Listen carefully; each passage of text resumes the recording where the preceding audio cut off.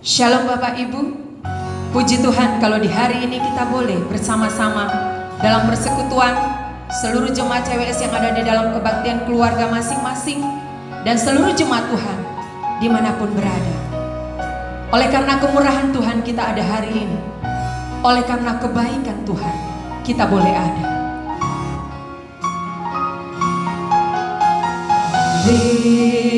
Karena kemurahan Tuhan ku ada sampai hari ini.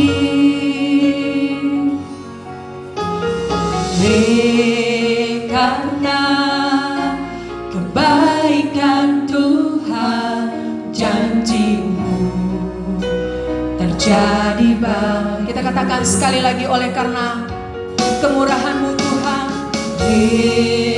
Karena kemurahan Tuhan ku ada sampai hari ini.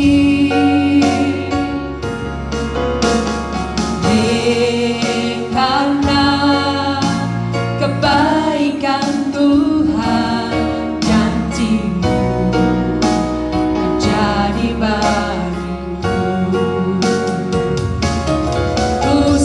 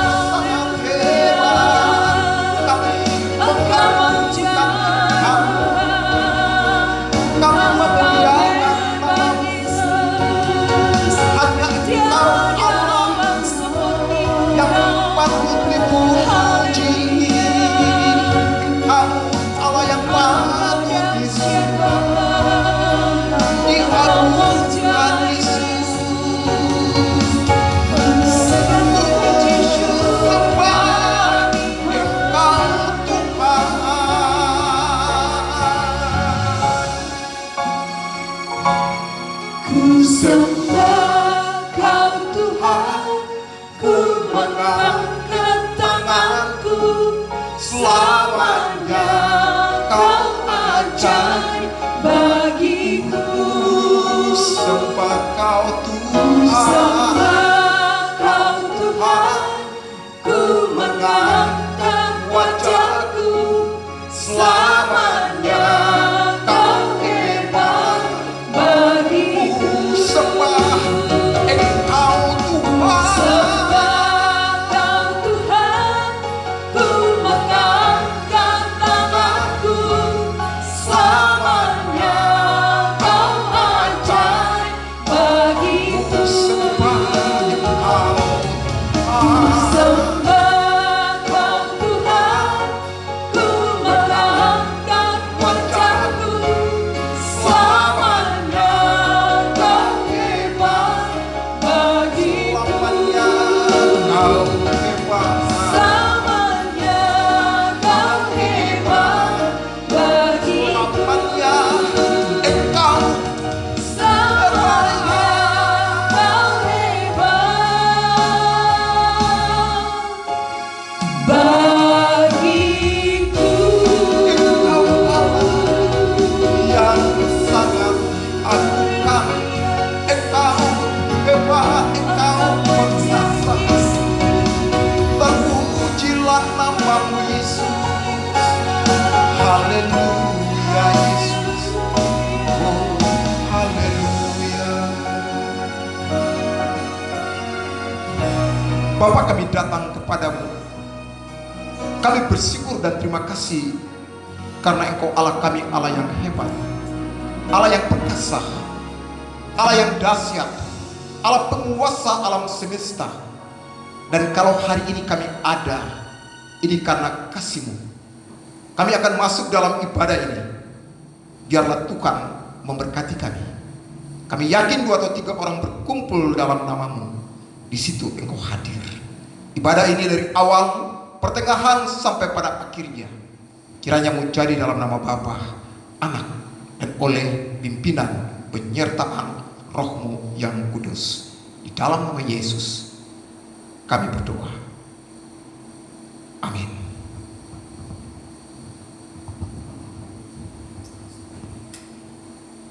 Hanya Tuhan perisai kita, amin Bapak Ibu. Tinggal dekat Tuhan kita akan aman. Hidup kita bersama dengan Tuhan kita pasti akan menang.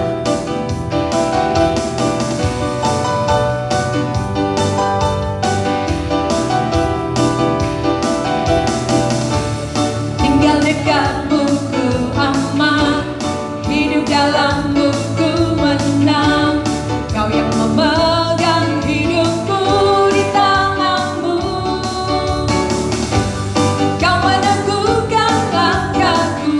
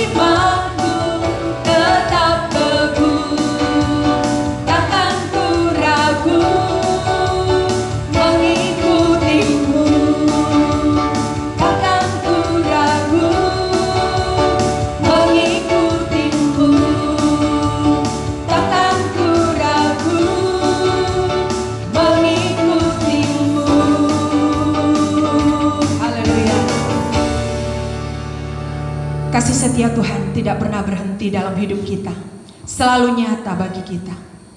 Kita diberkati, kita dilimpahi oleh kasih Tuhan yang luar biasa. Mari kita memberikan persembahan kita. Firman Tuhan berkata, hendaklah masing-masing memberikan menurut kerelaan hatinya, jangan dengan sedih hati atau karena paksaan, sebab Allah mengasihi orang yang memberi dengan sukacita.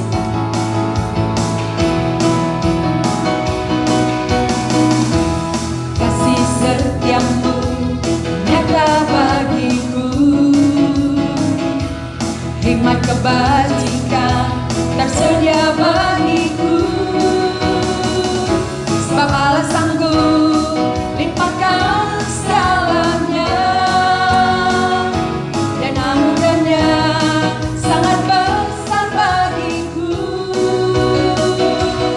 Aku diberkati, aku dilimpahi, karena Allah sanggup untuk menyediakan. Aku diberkati, aku dilimpahi atas sempurna anugerah Tuhan bagiku.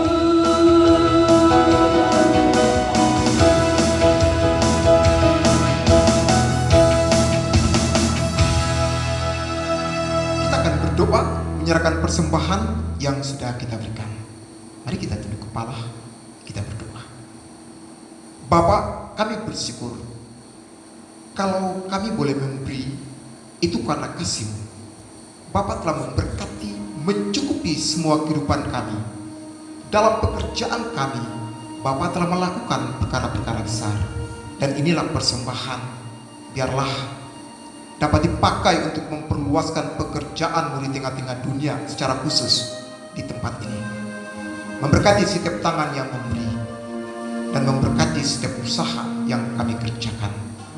Ini doa kami Bapa, ini persembahan kami, hanya di dalam nama Tuhan Yesus kami berdoa. Amin. Kita akan mendengarkan firman Tuhan, tapi sebelumnya mari kita mengangkat satu pujian yang mengatakan apapun yang terjadi dalam hidup kita, kita tidak pernah meragukan Tuhan. Tuhan selalu ada bersama-sama dengan kita. Dia selalu punya cara untuk menolong kita. Haleluya Yesus.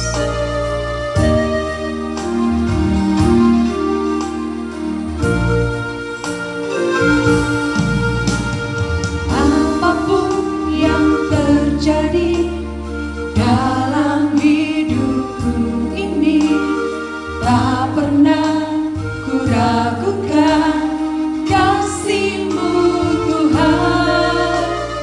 Lewat gunung yang tinggi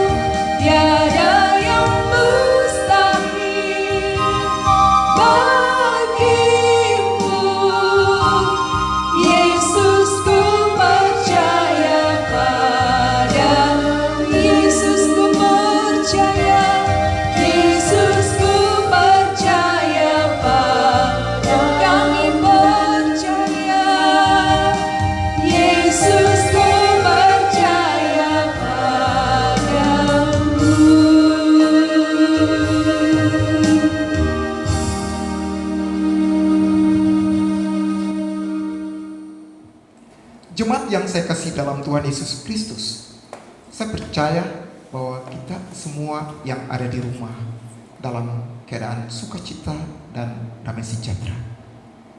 Ingat, dalam persekutuan dengan Tuhan, kita akan menemukan sesuatu yang luar biasa.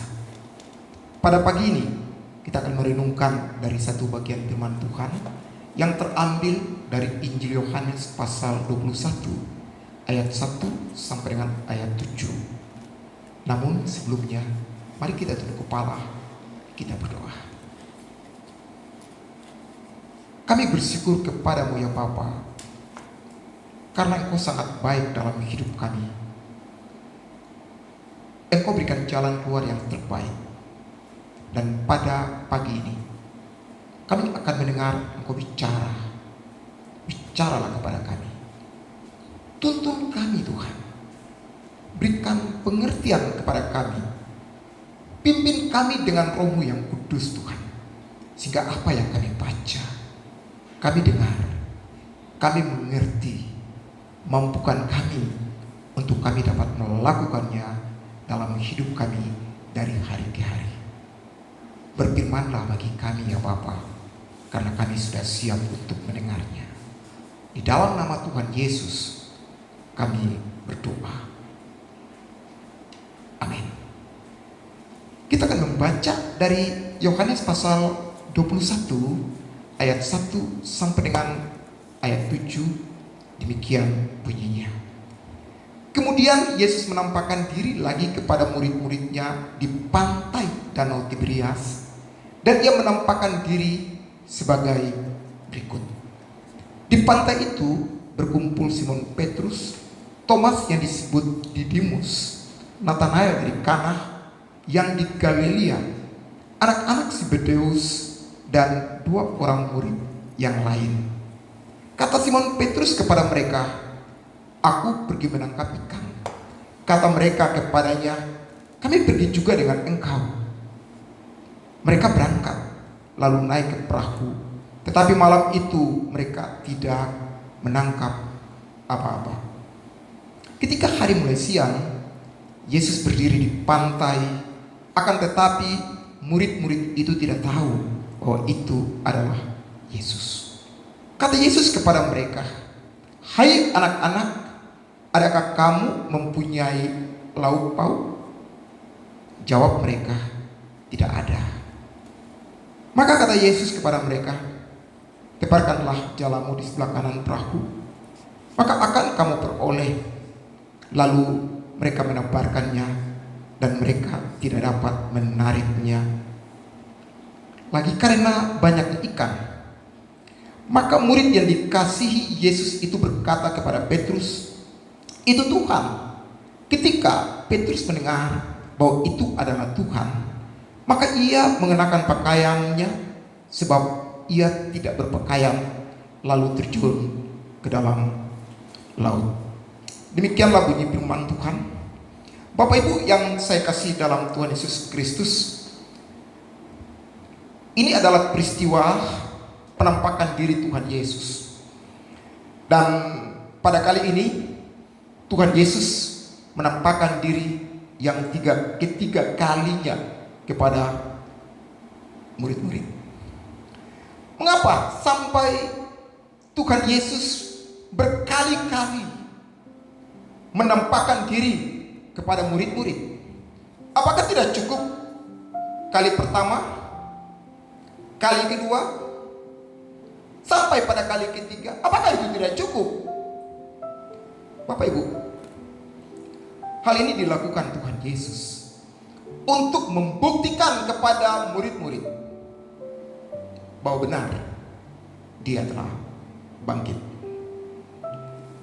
Dalam keadaan ini, murid-murid penuh dengan keraguan-keraguan, ketakutan.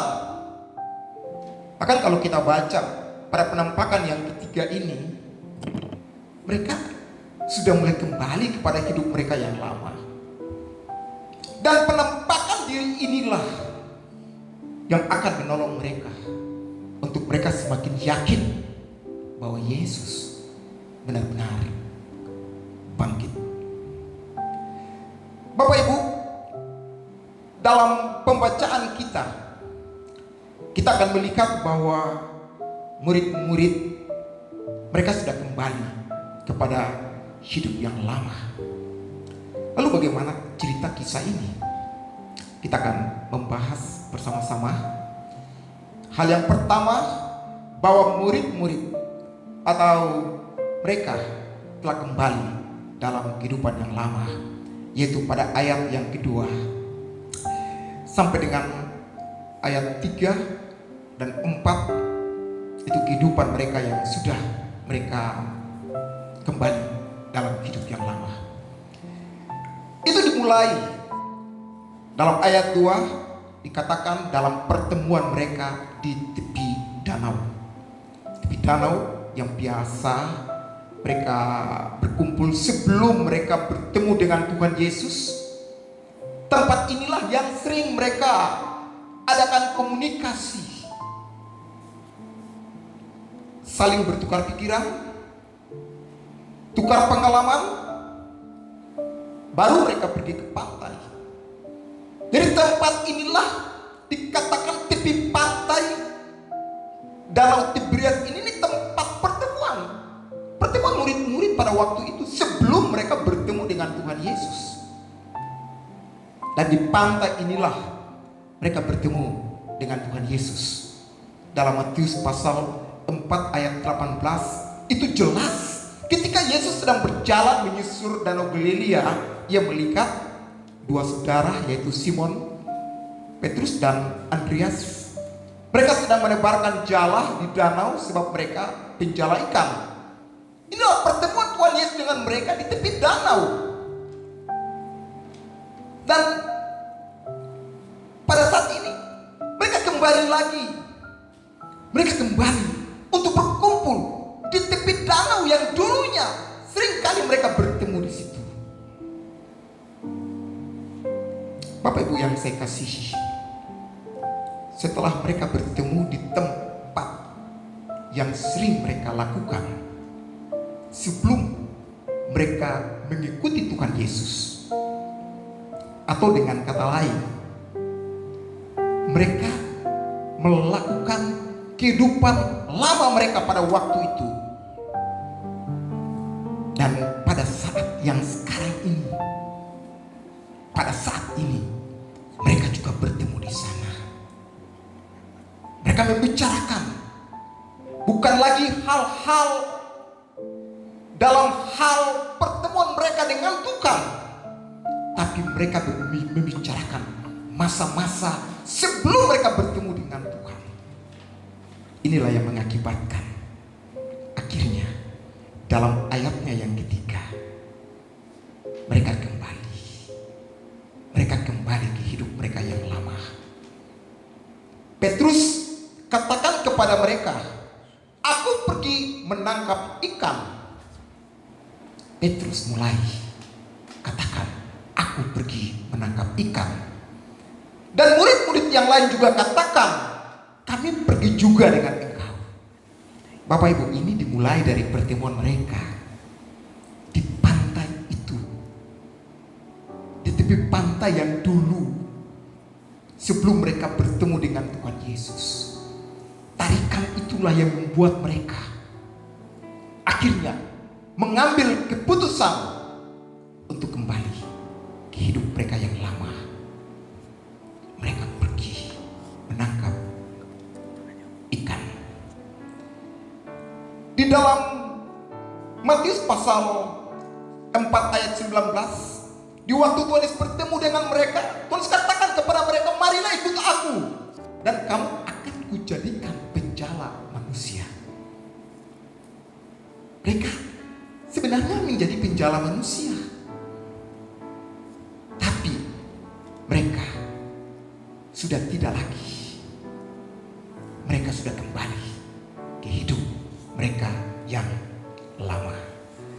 Jemaat yang dikasihi dalam Tuhan Yesus, ini bukan yang mereka lakukan, ini bukan satu hal iseng karena tidak ada kegiatan lalu kita kumpul-kumpul dan kita pergi. Ini bukan. Ini keputusan bahwa memang mereka sudah tinggalkan Tuhan Yesus. Mereka sudah kembali kepada hidup yang lama. Bapak Ibu, memang mengikuti Tuhan, kata mengikuti Tuhan itu tidak semudah yang kita bicarakan.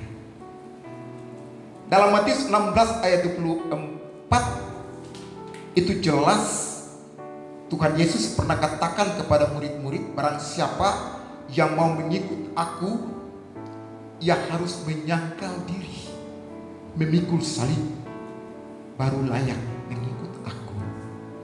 Menyangkal diri.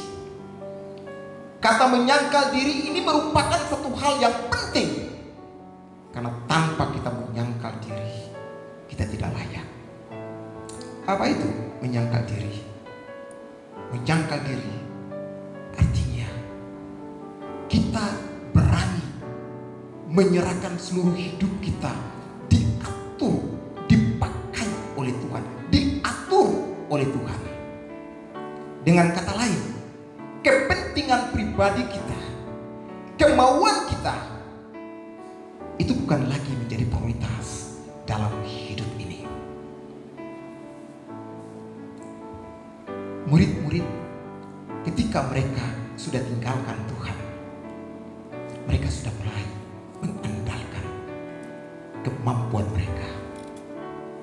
Mereka berkumpul di tepi danau itu. Mereka sudah mulai mencoba dengan pengalaman mereka. Dan pada akhirnya mereka tadi katakan mereka pergi untuk menangkap ikan. Mereka sudah lari dari panggilan mereka yang sebenarnya. Apa sih akibatnya ketika mereka sudah tinggalkan panggilan mereka? Apa sih akibatnya ketika mereka mengandalkan kekuatan mereka, pengalaman mereka yang lama? Akibatnya mereka bekerja dalam kesia-siaan. Dengan kata lain, hidup dalam kesia-siaan. Dalam ayat 3, ketika mereka pergi ke laut semalam-malaman, dikatakan bahwa semalam-malaman mereka tidak mendapat apa-apa, tidak menangkap apa-apa. Hidup dalam kesia-siaan karena sudah meninggalkan Tuhan. Bukan saja mereka hidup dalam kesia-siaan, tapi pengenalan mereka akan Tuhan itu sudah menjadi kabur. Pada ayat yang keempat dikatakan, ketika hari mulai siang, Yesus berdiri di pantai, akan tetapi mereka itu tidak tahu itu adalah Yesus. Mereka tidak tahu karena sudah kabur. Pengenalan mereka akan Tuhan Yesus itu sudah kabur. Padahal kalau kita pikir-pikir, baru beberapa hari Tuhan mati, dan baru beberapa saat yang lalu Tuhan menampakkan diri kepada mereka di saat pintu-pintu terkunci. Tuhan juga menampakkan diri kepada Thomas pada waktu itu ada murid-murid. Tapi beberapa hari berikutnya mereka sudah tidak tahu lagi, sudah kabur. Pengenalan mereka akan Tuhan itu sudah kabur. Ini sebab akibat, karena mereka sudah kembali di hidup mereka yang lama, tidak mendapat apa-apa. Hidup dalam kesia-siaan, pengenalan akan Tuhan sudah mulai kabur. Dalam keadaan yang seperti begini, Tuhan Yesuslah yang datang mencari mereka. Masih ingatkah kita dalam Yohanes pasal 20 ayat 19, Tuhan Yesus datang untuk bertemu dengan mereka. Di saat itu mereka takut dan pintu-pintu terkunci. Dan dalam ayatnya yang ke-26 dari Yohanes 20, Yesus juga datang menampakkan diri kepada Thomas. Pintu-pintu dalam keadaan terkunci. Dan pada saat ini Tuhan Yesus mencari mereka. Tuhan Yesus datang dan berdiri di tepi pantai. Ketika mereka pagi itu baru pulang, tapi mereka sudah tidak tahu lagi itu Yesus. Yesus berdiri di tepi pantai. Yesus mencari mereka. Dan Yesus tahu bahwa mereka membutuhkan sesuatu. Itu sebabnya Tuhan Yesus menyapa mereka. Walaupun mereka sudah tidak tahu bahwa itu adalah Yesus. Kasih Yesus, kasih yang begitu luar biasa. Dia menyapa mereka. Hai anak-anak, adakah kamu mempunyai lauk pauk? Dia katakan, hai anak-anak. Ini sapaan, hubungan keakraban antara Bapa dengan anak. Bapa memiliki kasih yang begitu luar biasa. Tahu apa yang dibutuhkan oleh anak-anak. Tuhan Yesus tidak hanya mengatakan, hai anak-anak, apakah kamu mempunyai lauk pauk? Tidak sampai di situ. Tapi Tuhan Yesus memberikan kepastian kepada mereka. Tuhan Yesus berikan jalan keluar kepada mereka.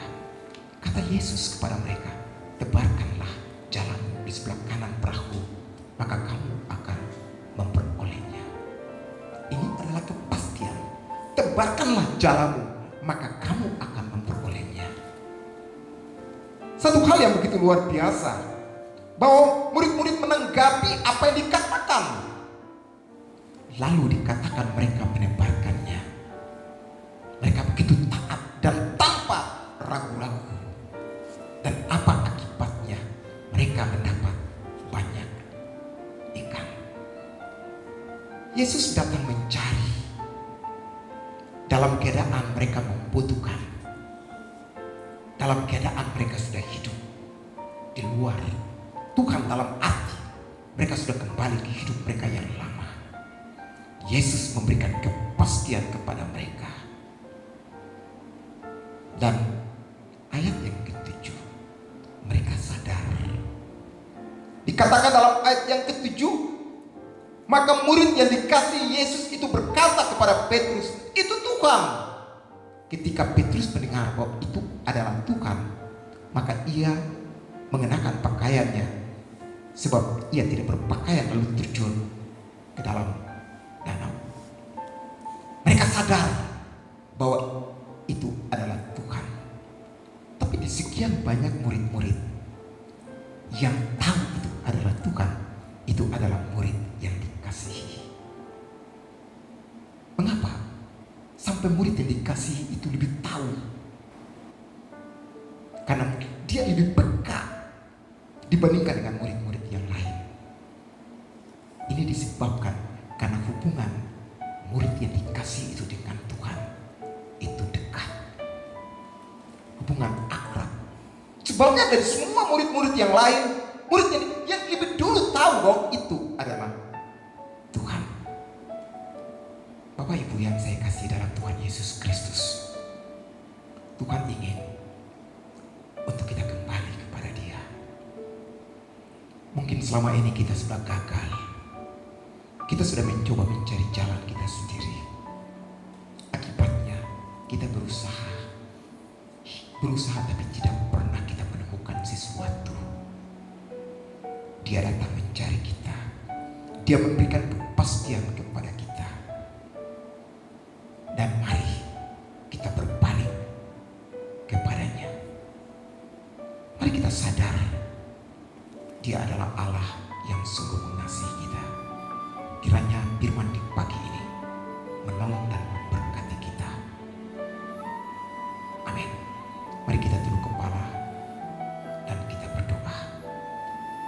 Tuhan Yesus, kami bersyukur karena Tuhan baik dalam hidup kami. Kami tidak jauh berbeda dengan murid-murid. Terkadang dalam hidup ini membuat kami mengambil keputusan untuk meninggalkan Tuhan. Karena kami berkompromi dengan situasi keadaan. Kami berkompromi dengan cara hidup kami yang tidak benar. Kami hidup di dalam dosa yang mengakibatkan pengenalan kami akan Tuhan sudah mulai kabur. Kami datang kepadamu. Kami mohon ampun. Ampuni kami, kuduskan kami, dan bawa kami kembali untuk mengerti rencana Tuhan. Hamba berdoa menyerahkan semua jemaat dimanapun mereka berada, memberkati setiap usaha pekerjaan mereka. Jaga lindungi mereka dalam kondisi yang seperti begini. Tuhan, Engkau senantiasa menyertai mereka. Tutup bungkusi mereka dengan kuat kuasa darah-Mu yang kudus. Tolong mereka untuk mereka tetap menjaga persekutuan keakraban dengan Engkau Tuhan. Dan Tuhan Yesus, Engkau lindungi mereka. Apapun pekerjaan dan usaha mereka, Engkau memberkati. Dan Bapa cukupkan semua kebutuhan yang mereka butuhkan. Terima kasih banyak. Menyerahkan bangsa dan negara kami, pemerintah kami, menyerahkan para medis yang sementara bekerja keras. Tuhan juga tolong untuk semua masyarakat hidup tertib, sehingga mudah untuk memutuskan mata rantai virus corona ini. Dan Tuhan memberkati. Jaga kami semua. Terima kasih banyak Bapa. Ini pinta dan doa kami, yang kami naikkan bukan dengan nama lain, hanya dalam anak-Mu Tuhan Yesus Kristus yang telah mengajar kami berdoa. Bapa kami yang ada di surga, dikuduskanlah nama-Mu, datanglah kerajaan-Mu, jadilah kehendak-Mu di bumi seperti di surga.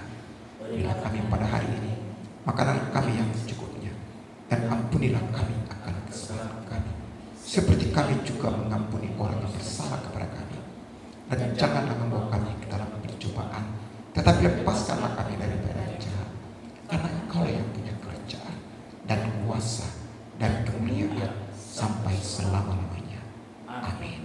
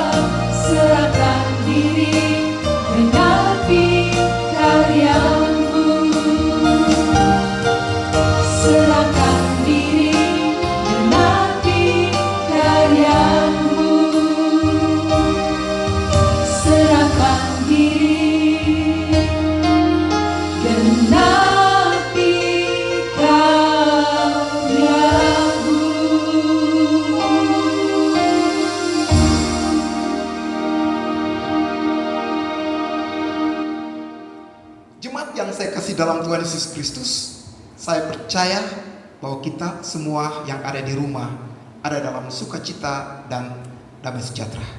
Saya mau ingatkan jemaat sekalian untuk tetap jaga persekutuan dengan Tuhan. Percaya kepada Tuhan karena Dia tidak pernah mengecewakan. Tuhan Yesus baik. Saya menjemput jemaat bangkit berdiri dan kita akan mengakhiri ibadah ini. Aku percaya Tuhan. Aku percaya Tuhan tak pernah mengecewakan. Tuhan Yesus baik. Dia datang supaya aku mendapat hidup, hidup berkelimpahan. Aku percaya Tuhan tak pernah mengecewakan. Tuhan Yesus baik. Dia datang supaya aku mendapat hidup, hidup berkelimpahan. Dialah Yehova Rafa, Dia menyembuhkan. Yehova Jireh, Dia mencukupi. Yehova Nissi, Juru Selamatku. Yehova Shalom, Raja Damai. Percaya Aku percaya Tuhan tak pernah Tuhan Yesus mengecewakan. baik. Tuhan Yesus baik. Dia datang supaya aku mendapat hidup, hidup berkelimpahan. Dialah Yehova Rafa, Dia menyembuhkan. Yehova Jireh, Dia mencukupi. Yehova Nissi, Juru Selamatku. Yehova Shalom, Raja Dialah Damai. Yehova. Dialah Yehova Rafa, Dia menyembuhkan. Yehova Jireh, Dia mencukupi. Yehova Nissi, Juru Selamatku. Yehova Shalom, Raja Damai. Yehova Shalom, Raja Damai. Yehova Shalom, Raja Damai.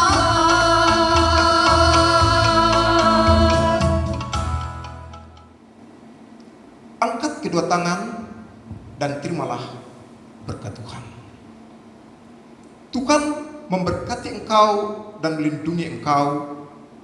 Tuhan menyinari engkau dengan wajah-Nya dan memberi engkau kasih karunia. Tuhan menghadapkan wajah-Nya kepadamu dan memberi engkau damai sejahtera. Hari ini kekal sampai Tuhan Yesus datang pada kali yang kedua. Amin.